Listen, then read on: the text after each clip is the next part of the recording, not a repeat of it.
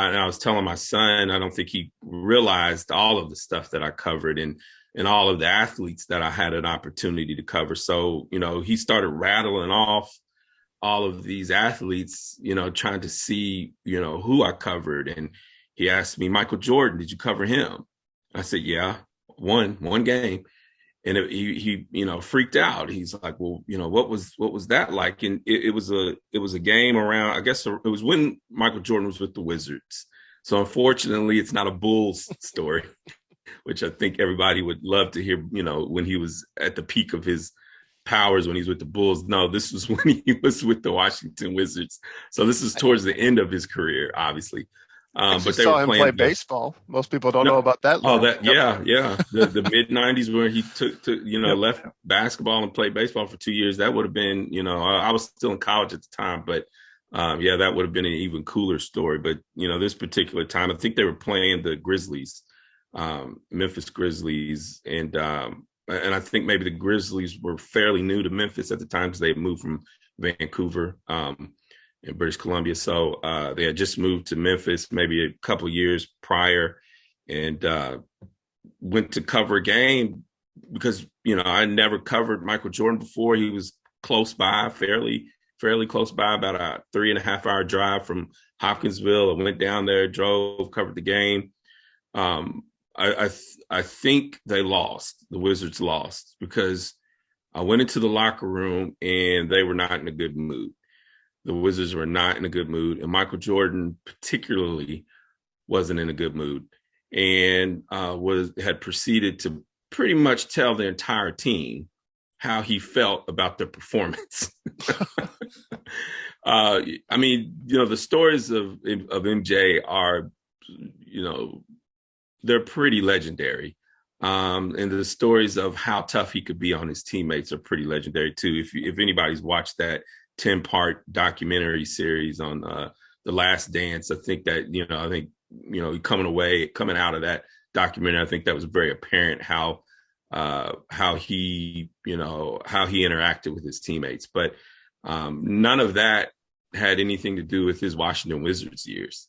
I don't know if he was a little tougher on the Wizards because they weren't quite as good as the Bulls, or if maybe Michael was just, on the decline of his career or what have you, but that competitiveness was just on display. And, I can't go, I'm not going to go into specifically what he said because I couldn't say it on this, or maybe I could say it on this podcast. I don't know, but I wouldn't feel comfortable repeating some of the things I prefer not. I try to keep things PG. Okay, right. Some podcasts, hey, it's, whatever, you say what you want to say. But yeah, he was really explicit about how he felt about them losing that game.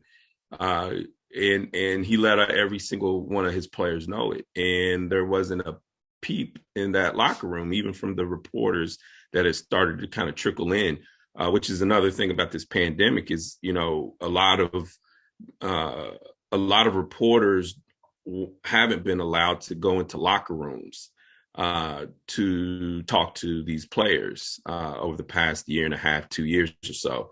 I know for the NBA, for instance, the NBA 2 years ago in the playoffs, they had the bubble, down in Orlando. Nobody was allowed other than a few select reporters. Nobody was allowed around those players at that time, So I think the NBA is just now getting back to where reporters can go back in the locker room, which is a very, very key part of a sports writer's reporting, particularly if you're covering a professional team, like an NFL team or NBA team, NHL, Major League Baseball. It's really important for the reporters to be able to get into locker rooms and talk to those players because that's where you develop relationships with the players. It's hard to develop a relationship with a player at a press conference when you have 35 reporters sitting there waiting to ask their question. And then you got the athlete in front of a podium and a microphone. He says his little bit and walks off. Being able to go in the locker room and sit down with that athlete in a comfortable setting, really in the athlete's setting, and be able to develop a relationship with that athlete where they can trust you, because not everything they say in a locker room is on the record. You know what I'm saying? or is something that you'll be writing about, but it gives you insight into that athlete. It gives you insight into the organization, into the team chemistry, the coaching. And, that kind of information is certainly something, reporters can use to their advantage as the season goes on and their reporting gets nuanced. So, so you're going into the locker room with the Wizards that particular night and watching that display, watching Michael Jordan dress down that entire team, including the coaches, was an event.